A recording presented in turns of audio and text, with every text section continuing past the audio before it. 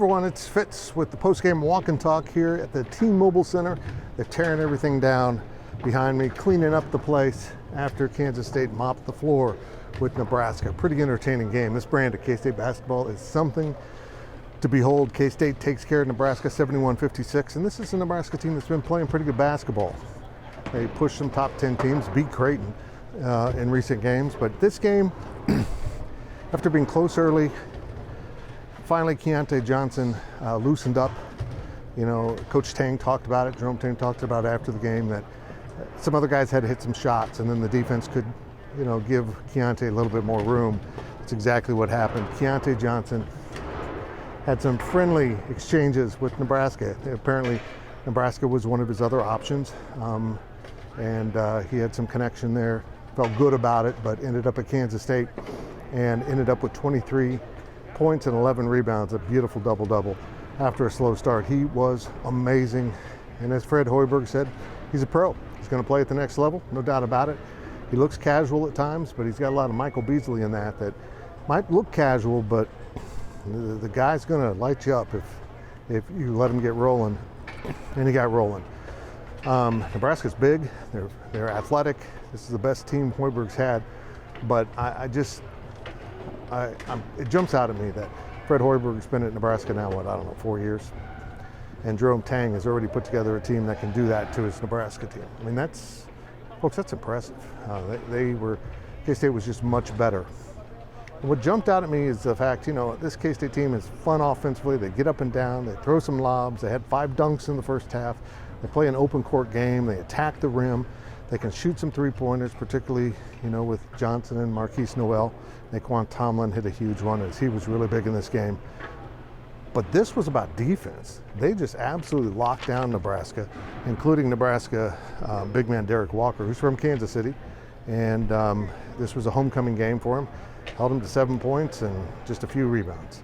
They did an incredible job against a really physical post presence, which I have been concerned how David Gasson and Naquan Tomlin, two tall, skinny guys, would do against that.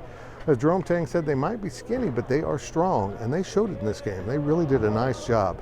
This team is so long, and they just pester the opponents. They just absolutely give the opponents headaches because they can reach and affect shots and passes and poke at balls while they're dribbling. It's just a very, very entertaining brand of basketball. But I'll say this probably is the biggest storyline, beyond the fact that Keontae Johnson is a man. He's something else. But Jerome Tang was blown away by this crowd. And I suspected that would happen if you saw my daily delivery early this week. He was unsure about going to a neutral site game in Kansas City. It's not really going to be too neutral. There was a good assortment of Nebraska fans here, but out of the 13,000 fans, as I thought, more than 10,000 of them were K-Staters. And they were loud, they were engaged, it was a fun environment. It's an NCAA tournament type environment. Coach Tang did the Wabash Cannonball on the court as he was getting ready to leave. He was impressed that so many students had taken time from their winter break to be here. And it was a very, very entertaining game. Folks, this K-State team is getting better. They really are. I asked Coach Tang after the game, how much have you improved since winning the Cayman Islands Classic? And he said a lot.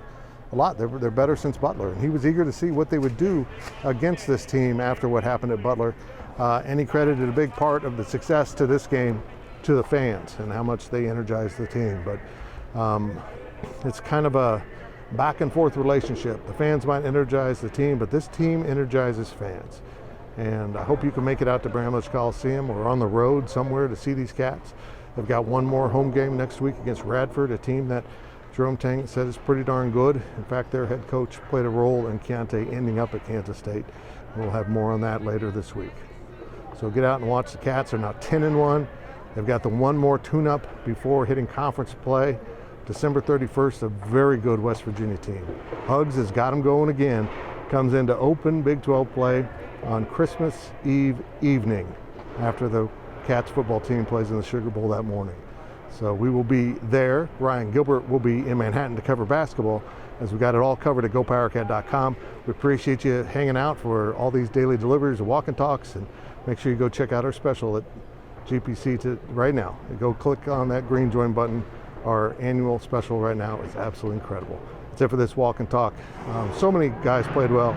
David Gasson, 8 rebounds. Naquan Tomlin, I think 15 and 7. Marquise Noel took some bad shots maybe, but he put up 13 points and had about 8 assists. So this team's coming together. They're beginning to look like a team. Coach Tang wants a little more buy-in from a couple guys, and we'll see if that comes to fruition. But K-State is getting closer and closer to Big 12 play. And boy, are they fun to watch. Headline, Keontae Johnson is a dude.